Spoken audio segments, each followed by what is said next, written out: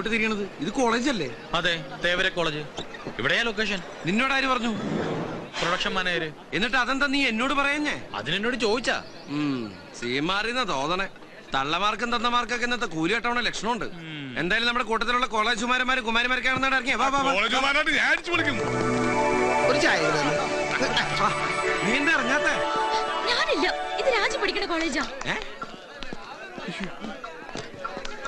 ഇവിടെ വായി നോക്കി നിൽക്കാനാണോടാ ഈ പേടകത്തിൽ കയറി ഇങ്ങോട്ട് കെട്ടിയെടുത്തത്? കാലത്തെ തന്നെ ഈ എബ്രഹാം ലിങ്കനെ മൂഡ് ഔട്ടാക്കാതെ ഫ്രെയിമിൽ കയറി വായി നോക്കടാ. അതല്ല ലിംഗ സാറേ, സാർ ഇന്നലെ പറഞ്ഞത് ആശുപത്രിയിലെ വിഷമത്തെ ദുരിതത്തിന്റെ കണ്ടിന്യൂറ്റി ആണെന്നല്ലേ? എന്നാ ആ കണ്ടിന്യൂറ്റി മാറി കോളേജിൽ വില്ലന്റെ ഇൻട്രഡക്ഷൻ ആക്കി. എന്താ നിന്നെ പോലെ കൂലിക്ക് ഞണ്ണാൻ വരുന്ന ഊച്ചാളികളോട് ഇതൊക്കെ നേരത്തെ ചാർട്ട് ചെയ്ത് ബോധിപ്പിച്ചാലേ നീയൊക്കെ പണിയെടുക്കൂ. പോടെ ഞാഞ്ഞോള് കവള. എന്ത് എടാ, ആളെ ഒരുമാതിരി ആക്കി സംസാരിച്ചാലുണ്ടല്ലോ കെട്ടുകെട്ടിക്കും ഞാൻ. ഈ പ്രൊഡക്ഷൻ കൺട്രോളർ എബ്രഹാം ലിംഗം വിചാരിച്ചാൽ ജൂനിയർ ആർട്ടിസ്റ്റുകൾ 10,000 വേറെ വരും. ഹായ് നിമ്മി. ഹായ് ദിവ്യ. ഹായ്. കുരുത്തം കെട്ട തള്ളേ, നിങ്ങളോട് ഞാൻ ഹായ് പറഞ്ഞോ? എന്താടോ ഇത്? ഇവിടെയാണ് ഷൂട്ടിംഗ് നടക്കണേ? അവിടെയല്ലേ? വേഗം ഒന്ന് ബാക്ക്ഗ്രൗണ്ടിൽ നിന്ന് അങ്ങോട്ടല്ല ഇങ്ങോട്ട്. രമേശ, ഈ കുട്ടി കൊള്ളാം. ഇവിടെ ഹീറോയിന്റെ കൂടെ നിർത്തി.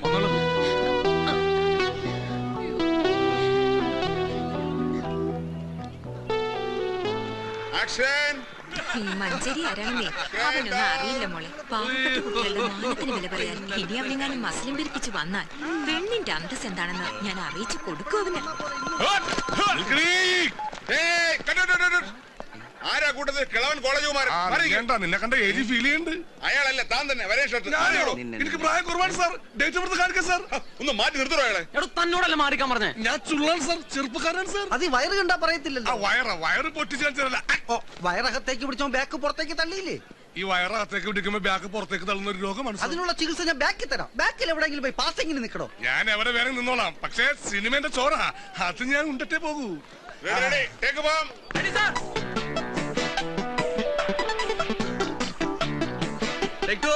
ഞാനിവിടെ വെയിറ്റ് കുറെ നേരമായല്ലോ കുട്ടി ഫ്രെയിമിൽ നിന്ന് വിളിച്ചു കളിക്കുന്നു. ഞാൻ തന്നോട് പറഞ്ഞല്ലേ ഹീറോയിന്റെ കൂടെ ആർട്ടിസ്റ്റ് നിർത്തിയാൽ മതിയെന്ന്. കണ്ട ജൂനിയർ ആർട്ടിസ്റ്റിനെ വിളിച്ചു നിർത്തി ഫിലിം കളയാനായിട്ട്. ഒന്ന് നേരെ നിൽക്കാൻ പറയൂ. ഇവളുടെ ഒരു കാര്യം രാജി, നിൽക്കടി, കുറച്ചേരം കൂടി കാണാടി. നല്ല രസമുണ്ട്. എനിക്ക് വലിയ രസം തോന്നുന്നു. എന്താ പെട്ടെന്ന് ഡള്ളായത്? ഒന്നും രാജി, ഇവിടെ വന്നപ്പോഴാ അറിഞ്ഞത് മോളുടെ കോളേജിലെ ഷൂട്ടിംഗ്. ഞാൻ പോവാൻ പോയതാ, പക്ഷെ പറ്റിയില്ല. എത്രയായാലും ഇത് ജോലിയായി പോയില്ലേ. മോൾക്ക് വിഷമായില്ലേ? സോറി. ഇതാണോ നിന്റെ കൊസ്രാക്കൊള്ളി ഗ്യാങ്? ചേച്ചിയെ കൂടി ഒന്ന് പരിചയപ്പെടുത്തി താടി. ആരാ അത്? രാജയുടെ ചേച്ചിയാ? അത് ചേച്ചിയാ, വകയിലൊരു ചേച്ചി.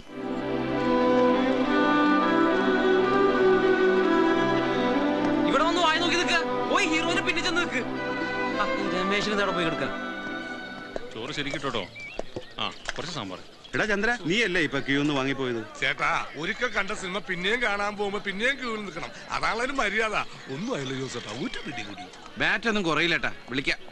ഹൈ, നിങ്ങൾ കഴിക്കുന്നില്ലേ? ഞങ്ങൾക്ക് ടോക്കൺ ഇല്ല. കോളേജ് രംഗമല്ലേ.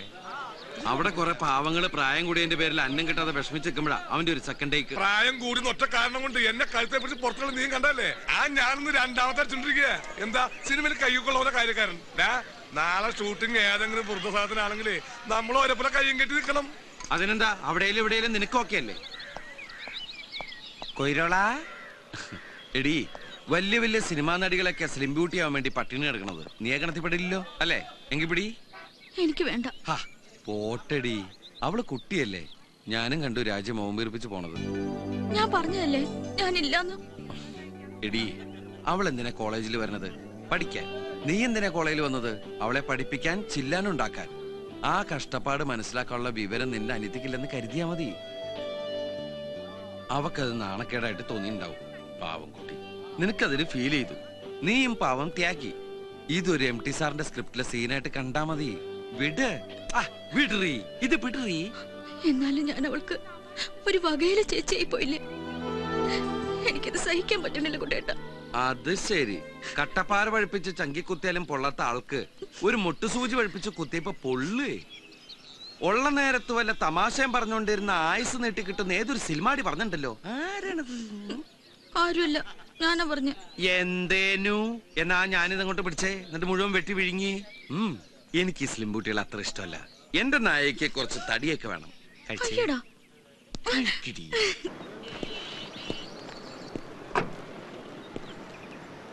ആ പറയേ. Excuse me, junior displayer mister Anandakuttan. കുട്ടാ എന്തേനു? കളപ്പുരക്കൽ രാഘവമേനോൻ മകൻ ആനന്ദക്കുട്ടനല്ലേ? അല്ല, ഒന്ന് കൺഫേം ചെയ്താ. ഞാൻ Zubair. I am from global India travels. ഞാൻ അതിന്റെ റീജിയണൽ മാനേജറാണ്. നിങ്ങളുടെ റിലേറ്റീവ്സ് ആരെങ്കിലും ജർമ്മനിയിലുണ്ടോ?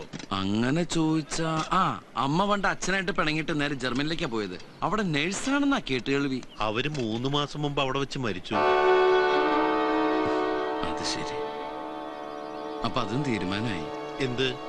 അല്ല, പറഞ്ഞു മറിയുകയും ചെയ്യാതെ അതും തീർന്നു കിട്ടി. I am sorry. ആ വിവരം ഞാൻ അറിഞ്ഞു കാണുന്നു വിചാരിച്ചു. അത് പോട്ടെ സാറേ, അറിഞ്ഞാലും അറിഞ്ഞില്ലല്ലേ ഒരേപോലെ തന്നെ. അതിലൊരു ബ്രദറുടെ കാര്യം അറിയാമോ? ബ്രദർ ആണോ സിസ്റ്റർ ആണെന്നൊന്നും എനിക്ക് അറിഞ്ഞൂടാ. ഇവിടുന്ന് പോകുമ്പോ അമ്മ ഗർഭിണിയായിരുന്നു എന്നാ കേട്ടത്. ഇതൊക്കെ എനിക്ക് 3-4 വയസ്സുള്ളപ്പോ നടന്ന കഥകളാ. അതുകൊണ്ട് തന്നെ ഫ്ലാഷ് ബാക്ക് മൊത്തം എനിക്കൊരു കേട്ടുകേൾവിയാ. എന്ത് തന്നെയായാലും നിങ്ങൾക്ക് അവിടെ ഒരു ബ്രദർ ഉണ്ട്, ആകാശ് മേനോൻ. ആര്? ആകാശ് മേനോൻ. അയാൾ നാട്ടിലേക്ക് വരുന്നുണ്ട്, നിങ്ങളുടെ അടുത്തേക്ക്. അമ്മ ജർമ്മനിയിൽ സെറ്റിൽ ചെയ്തോണ്ടാവും അയാളുടെ പാസ്പോർട്ട് ജർമ്മൻ സിറ്റിസന്റേതാ. അയാൾ ഇതിനു മുമ്പ് ഇന്ത്യയിൽ വന്നിട്ടുമില്ല.